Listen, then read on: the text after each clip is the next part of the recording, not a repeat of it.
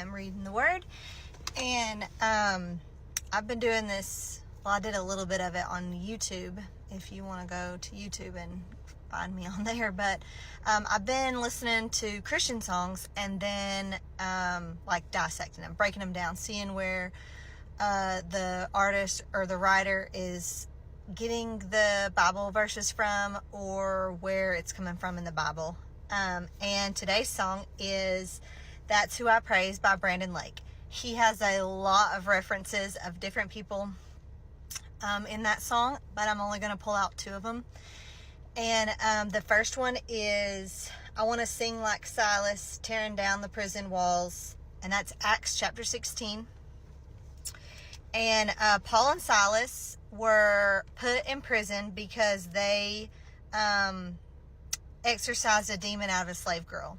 And the people were mad at them because she was like a fortune teller, like using the demon as like a fortune teller and was making them profit. So because they casted the demon out, she could no longer do fortune telling. And so they were mad and were like, we don't even believe in stuff, why are you even here? So they threw them in jail. And not only did they throw them in jail, but they threw them in the innermost part of the jail, which is like the most secure part of the jail. And this is where I'm going to start reading in the Bible. It's verse 25. It says, about midnight, Paul and Silas were praying and singing hymns to God, and the prisoners were listening to them. Suddenly, there was such a violent earthquake that the foundations of the jail were shaken, and immediately all the doors were opened and everyone's chains came loose. When the jailer woke up and saw the doors of the prison standing open, he drew his sword and was going to kill himself since he thought the prisoners had escaped. But Paul cried out in a loud voice, don't harm yourself because we're all here.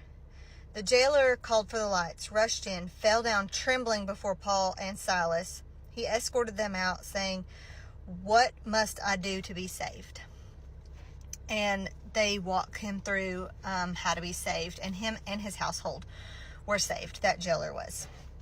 So I really like how God sometimes puts you in like really difficult places or situations, places that you're uncomfortable with.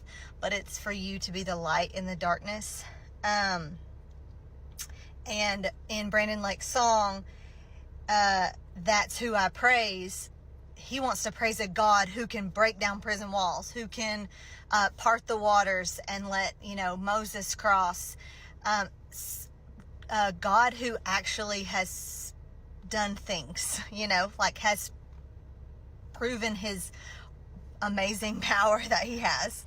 And then the other part of the song that I was going to pull from was, it's in Daniel chapter 3, and it says, in the song, I want to face that fire. It won't burn me though. God's got my back.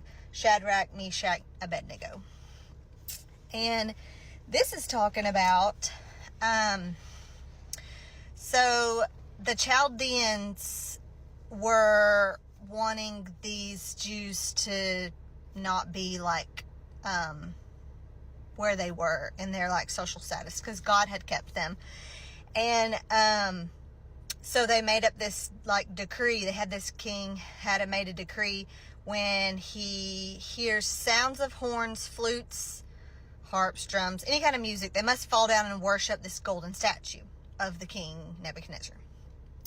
And whoever doesn't fall down and worship will be thrown into a furnace of blazing fire. Well, of course, Shadrach, Meshach, and Abednego did not, because they serve God, the only God. And only true God. So Nebuchadnezzar became super angry, like filled with rage. And so I'm going to start reading in 19, and it says, then Nebuchadnezzar was filled with rage, and the expression on his face changed toward Shadrach, Meshach, and Abednego. He gave orders to heat the furnace 7 times more than was customary. And he commanded some of the best soldiers in his army to tie them up and throw them into the furnace of blazing fire. So they're tied up, and then these men from his army that threw them in here, that the fire was so hot that it actually burned the men up that were throwing them into the fire. And then I'm going to pick back up. Hang on, let's see. Okay. Then on verse 24, then King Nebuchadnezzar jumped up in alarm. He said to his advisors, "Didn't we throw 3 men bound in the fire?" "Yes, of course, your majesty," they replied to the king.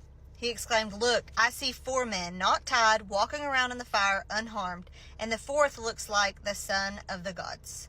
Nebuchadnezzar then approached the door of the furnace of the blazing fire and called, "Shadrach, Meshach, and Abednego, you servants of the Most High God, come out." So Shadrach, Meshach, and Abednego came out of the fire, with the satraps, prefects, governors, and the king advisors all gathered around. So everybody saw. They saw that the fire had no effect on the bodies of these men. Not a hair of their head was singed. Their robes were unaffected, and there was no smell of fire on them at all. Nebuchadnezzar exclaimed, "Praise to the God of Shadrach, Meshach, and Abednego. He sent his angel and rescued his servants who trusted him.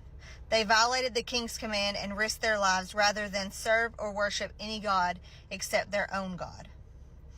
And that statement right there just elevates the God of all gods. I mean, he put God above his own self.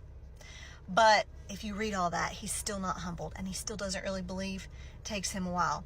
But anyways, so both of those are miraculous acts that God has done throughout the Bible. If you want to give me another song, and I'll find it in the Bible and I'll put it on here, or I'll just keep chugging along. If I don't get any comments on here, it's fine. But I'd love for you to join me in reading God's Word.